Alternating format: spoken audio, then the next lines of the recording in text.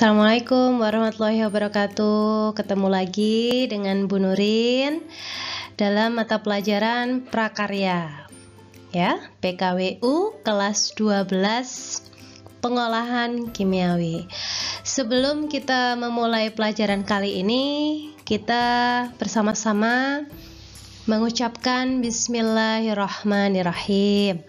Semoga semua ilmu yang kita dapat, pengetahuan yang kita dapat, barokah, diberkahi oleh Allah Subhanahu wa Ta'ala. Amin. Baik anak-anakku, hari ini kelanjutan dari materi yang kemarin ya. Kemarin apa? Pengantar. Oke. Kemarin Bu Nurin udah sampaikan pengantar ya tentang pengolahan, apa itu pengolahan, bagaimana pengolahan prakarya gitu ya. Kewirausahaan itu juga sudah Bu Nurin sampaikan pertemuan selanjutnya. Hari ini khusus kita bahas atau kita pelajari tentang pengolahan bahan-bahan organik. Mungkin anak-anakku semua sudah lihat di gambar ya. Di gambar ini ada beberapa contoh yang sengaja Bu Nurin taruh di sini memang. Dan ini fokus kita nanti ya. Ada satu nanti di belakang itu tentang VCO. Nanti lebih jelasnya saya berikan videonya, pembelajarannya, khusus pembuatannya ya. Kalau kita lihat di gambar, apa yang bisa kalian tangkap dari gambar ini? Iya, yang pertama ada hand sanitizer ya di situ ya. Ya, hand sanitizer sangat kimiawi sekali ya. Jadi bisa lewat pengolahan alami, ya kan? Ada yang lewat zat kimia, nanti kita coba bahas di belakang ya. Di slide setelahnya ini kita akan bahas satu-satu apa dan bagaimana ya. Kemudian ada juga sekarang lagi in pembuatan sabun ya. Sabun organik sudah mulai digalakkan ya, karena sabun-sabun yang ada memang mengandung bahan-bahan yang kering ya ke kulit, cuman memang butuh tenaga ekstra. Tapi anak-anakku semua kalau sudah berjiwa wirausaha ya, pertemuan minggu lalu Bu Nurin udah jelaskan panjang lebar, udah membakar gitu ya semangatnya anak-anakku semua untuk berwirausaha, berkarya dan berkarya. Kemudian ada gambar di situ yang sangat indah ya, artistik ya gambarnya, dari cangkang kerang ya. Jadi kulitnya kerang diolah dengan bahan kimia, dia pakai HCl itu ya. Bisa membersihkan bahan-bahan organik, kemudian kita olah, kita cat, ditambah ini itu menjadi suatu karya yang bernilai jual. Oke. Nah, kita harus mengenali dulu ya. Karena ini pengolahan kimia, berarti kita mengenali dulu cabang-cabangnya. Sehingga dari sini kita bisa mengembangkan apa itu dan bagaimana. Yang pertama, kimia dalam kehidupan itu kita banyak di bidang kimia fisik ya. Kimia fisika, kimia organik, kimia anorganik, kimia analitik, dan biokimia ya. Jadi contohnya saja, misal anak-anakku itu ya memang kalau yang lebih mudah dilihat ya, sering dilihat misal kalian di sekolah ada tempat sampah gitu ya, ada tulisan organik, anorganik. Oh kalau organik itu dari tumbuhan gitu ya, misal dari bungkus daun ya. Terus kalau plastik itu dimasukkan ke anorganik ya, itu masih belum secara rinci ilmu kimianya ya, tapi itu sudah merupakan suatu pengetahuan tentang perbedaan diantaranya ya. Nah, kalau kimia analitik itu berkaitan dengan analisis ya. Jadi mulai dari destilasi, filtrasi ya, fermentasi. Nah, itu juga termasuk analisis kimia analitik yang nanti Bu Nurin akan sampaikan media pembelajaran videonya tentang VCO tadi itu, virgin coconut oil. Itu minyak kelapa murni pakai metode fermentasi ya. Jadi itu juga termasuk cabang kimia analitik. Ya, jadi banyak sekali ya. Pengolahan makanan, minuman, nah itu juga bisa kimia analitik, organik, bahkan sampai ke biokimia ya. Jadi itu terapan. Jadi ilmu yang kalian dapat dari sekolah diterapkan, dibuat karyanya. Nah itu kita sudah mengenali sebenarnya dengan ilmu kimia. Nah ini yang tadi Bu Nurin sampaikan ya. Jadi kalau kita bicara limbah Limbah kimia itu sampah rumah tangga ya, kulit pisang, buah-buahan ya, dan sayuran ya, itu termasuk limbah organik. Dia mudah didaur ulang sih, ya mudahnya begitu ya. Kemudian kalau limbah anorganik ya botol plastik, kaleng ya, kertas ya, kantong kresek. Kemudian kalau ada pecahan piring atau gelas ya itu secara umum ya, contohnya yang mudah kita kenali itu mungkin dari situ dulu, nanti baru ke strukturnya. Nah sebenarnya kalau dari teori kimia itu sendiri apa sih ya, secara singkat perbedaan dari kimia organik dan anorganik itu dari senyawanya. Jadi kalau kimia organik itu biasanya dia mengandung unsur karbon atau senyawaan hidrokarbon. Hidrokarbon itu ada alkana, alkena, alkuna. Ya, mungkin kalian sudah belajar kelas 10 di kimia. Nah, turunan dari senyawa itu dan yang mengandung C dan H itu termasuk senyawaan organik. Makhluk hidup semuanya mengandung CH. Ya, ini mohon maaf ya. Misal kalau kita ada dengar kabar kecelakaan mobil gitu ya, terus mobilnya terbakar, akhirnya ada manusia di dalamnya, nah itu gosong ya, ya itu termasuk contoh bahwa manusia juga mengandung karbon. Coba mudah ya, yang kemarin mungkin Idul Adha ya, banyak yang membuat sate kambing, sapi ya, itu dia kan ada karbonnya ya. Nah, gosongnya itu menandakan adanya unsur C. Nah, anorganik itu biasanya tidak memiliki unsur itu, biasanya gitu. Tapi ada beberapa senyawaan yang agak berbeda karakteristiknya ya. Tetapi sekalipun mengandung unsur C, bukan berarti secara otomatis dia organik. Ada beberapa yang anorganik ya. Tapi secara umum itu seperti itu. Itu gambaran mudahnya itu ya anak-anakku ya. Nah, limbah. Kalau kita bicara tentang limbah ya, limbah organik itu biasanya dapat diperbarui. Artinya dia mudah diuraikan gitu ya. Mudah diuraikan, kemudian bisa didaur ulang ya kan, dari tanaman, hewan yang telah mati gitu ya, terus dia pelapukan. Nah, itu limbah organik, termasuk mungkin kita kalau belajar kimia radioaktif gitu ya, bahan bakar atau minyak bumi dan bahan bakar itu terbentuknya dari mana? Dari jasad renik yang terhimpun puluhan jutaan tahun yang lalu ya, sehingga dia membentuk suatu minyak bumi ya, seperti itu. Selanjutnya ya kan, tadi kita udah bahas ya sebelumnya. Sekarang coba kita amati. Jadi kerajinan tangan itu bisa kita olah atau kita eksplor dari limbah organik ya. Limbah organik ada dua, ada limbah organik kering sama limbah organik basah ya. Kalau organik kering itu contohnya ya kayak kardus, kertas ya, serbuk gergaji, kayu sisahan olah-olahan atau kayu lapuk ya yang sudah puluhan tahun kena hujan panas mungkin di luar ya. Kemudian tempurung kelapa, kulit telur. Nah, kulit telur yang sudah Bu Nurin bahas pertemuan sebelumnya itu masih rancangan ya. Nanti pertemuan selanjutnya itu ada juga yang membahas detail tentang pembuatan karyanya ya, itu sangat bagus sekali. Kemudian sisik ikan, nah itu ternyata bisa kita manfaatkan ya. Jadi memang sesuatu yang biasa akan menjadi luar biasa di tangan orang-orang yang luar biasa ya. Baik, kalau tadi tentang limbah organik kering, nah ini tentang limbah organik basah.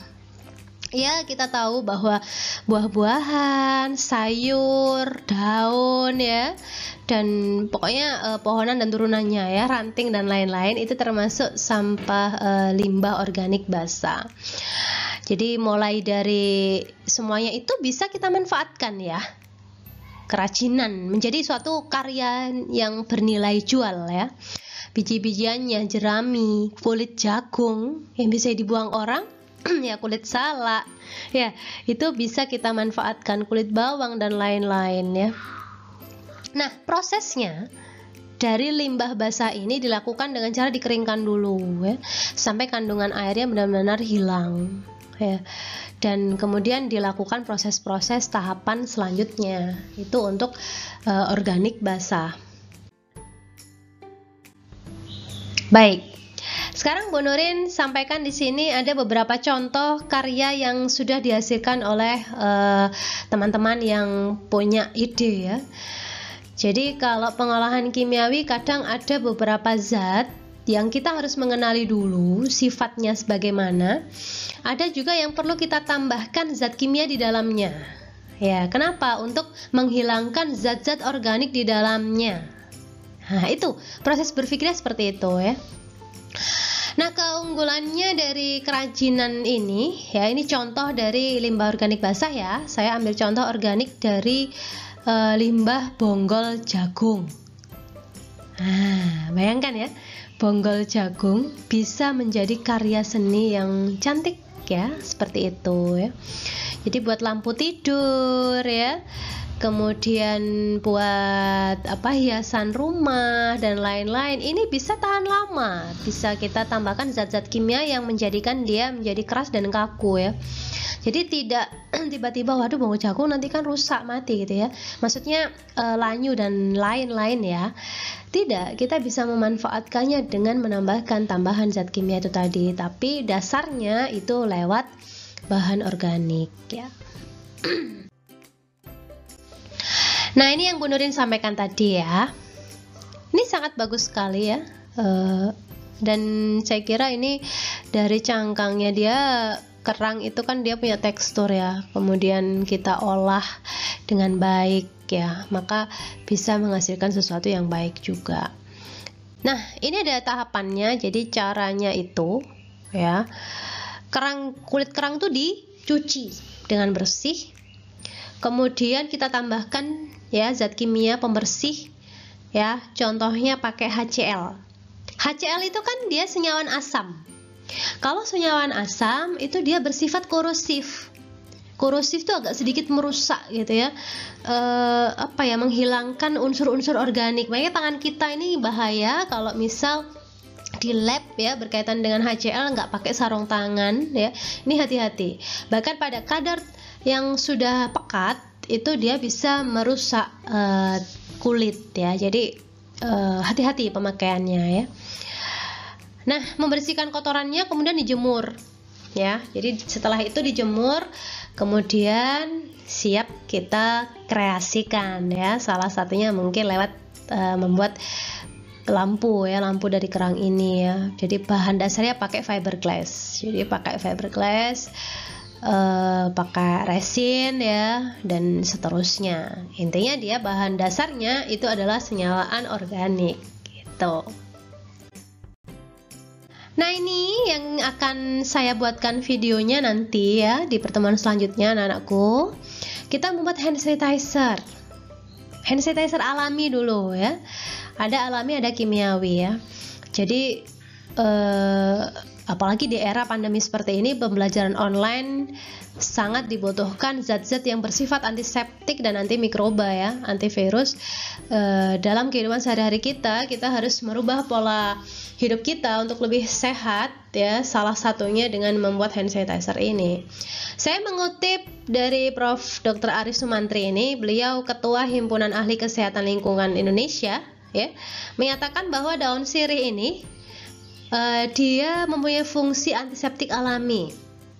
Ya, mungkin anak-anakku semua banyak yang sudah tahu kehebatan dari daun sirih ini ya. Bahkan orang-orang lama biasanya banyak penyakit-penyakit yang bisa dinetralkan atau disembuhkan dengan daun sirih ini ya. Bahkan dia bisa mikroba itu bisa dibunuh ya sama daun sirih ini. Jadi sangat baik sekali penggunaannya. Bisa di switch dengan mungkin jeruk ya, atau dengan lidah buaya dan lain-lain. Itu saling melengkapi ya. Antiseptik, kemudian ada pelembabnya ya. Itu merupakan ide kalian untuk berkarya. Ini Bu Nurin pertemuan ini memang juga menggali ide-ide kalian. Nah, ini yang mungkin banyak orang mulai membuat ya. Jadi sabun buah ya. Jadi sabun organik ya. Nah, ini biasanya untuk kecantikan ini ya. Jadi dia ada pelembabnya. Kita tahu bahwa buah itu banyak mengandung vitamin dan mineral ya. Bahkan mungkin madu kita langsung tempelkan, atau mungkin kulitnya tomat gitu ya, atau apapun itu bisa kita manfaatkan, pepaya ya, dan stroberi dan lain-lain. Nah, kita bisa olah itu menjadi sabun kecantikan ya. Sabun ya, sabun kecantikan itu dia mengandung minyak ya. Kalau buatan sendiri ya, itu mengandung minyak gliserin yang bisa kita atur ya. Jadi perlu diketahui bahwa minyak dipisah menjadi asam lemak dan gliserin. Ya, di industri itu dalam pembuatan sabun menggunakan asam lemak, sedangkan gliserinnya dijual terpisah dan harganya lebih mahal. Sehingga, ya, akibatnya apa? Industri sabun yang memproduksi gitu ya, itu biasanya kandungan gliserinnya ya agak sedikit gitu ya. Ya kan, akhirnya dia kadang-kadang itu kulit kita kayak merasa bersisik gitu ya, atau kering. Apalagi yang kulitnya cenderung kering, maka ya akan semakin memacu untuk keluarnya zat yang bisa mengeringkan kulit itu ya. Nah, ini kita butuh gliserin untuk menyejukkan, melembutkan, bahkan sedikit meminyaki sel kulit kita. Nah, ini menjadi rancangan ide yang bagus juga kalau anak-anak bisa mengembangkan, kemudian membuat sampai warna-warni cantik gitu ya, terus di packaging, dikemas dengan baik. Saya kira itu merupakan prospek wirausaha yang bagus juga gitu. Nah, ini contoh bahan organik ya, yang sangat estetika menurut saya. Jadi kerajinan cangkang telur ya. Jadi ini switch antara pengolahan dan kerajinan ya. Jadi kalau kita mengaitkan senyawa organik dari cangkang telur ini, itu dia punya beberapa karakteristik yang perlu harus berhati-hati dalam mengerjakannya. Ya. Seperti contohnya di situ ada hiasan, yaitu sudah dicat ya, atau mungkin figura yang dari cangkang telur, kemudian vas bunga kecil ya, lampu ya, lampu dari cangkang telur. Nah, ini hiasan-hiasan seperti ini akan bermakna dan bernilai jual jika dapat dikemas dengan baik. Nah, itulah fungsinya dari kewirausahaan dan prakarya. Jadi kita menghasilkan sesuatu yang bernilai jual. Nah, itu beberapa hal atau beberapa ide ya yang bisa kalian kembangkan tentang senyawa organik. Sebenarnya masih banyak yang bisa kita angkat ya. Ini Bu Nurin memang memberikan ya beberapa contoh saja ya. Nanti untuk pertemuan selanjutnya kita akan lebih jelas lagi, membahas lagi, sama saya akan berikan video pembuatannya juga ya. Tetap semangat belajar prakarya ya, bersama Bu Nurin pastinya ya kan. Oke, itu saja yang perlu saya sampaikan dalam pertemuan kali ini. Mudah-mudahan bermanfaat untuk anak-anakku semua ya. Kita ucapkan alhamdulillahirabbil alamin. Baik anak-anakku, sekian dulu yang perlu saya sampaikan. Kurang lebihnya saya mohon maaf. Saya akhiri. Assalamualaikum warahmatullahi wabarakatuh.